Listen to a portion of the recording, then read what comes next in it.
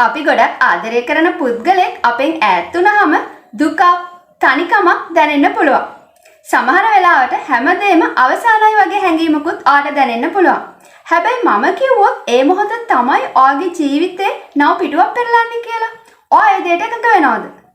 ඉතින් අදත් මාත් එක්ක එකතු වෙලා ඉන්න ඔයාලා හැමෝම සාදරයෙන් මම මගේ channel එකට පිළිගන්නවා.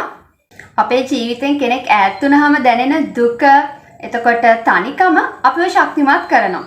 ඉතින් ඔයාගේ ජීවිතෙන් කවුරු හරි කෙනෙක් ඈත් වුණා නම් ඒක ඔයාට වෙන්න තිබිච්ච දෙයක්.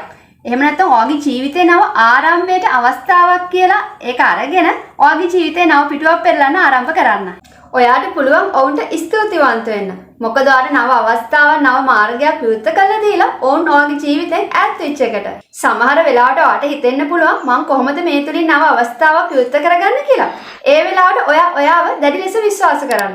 දැඩි ලෙස විශ්වාස කළා ඔයාගේ ජීවිතේ කලින් ආපු ප්‍රශ්න වලට ඔයා ශක්තිමත්ව මුහුණ දීපු විදිය මතක් කරගන්න.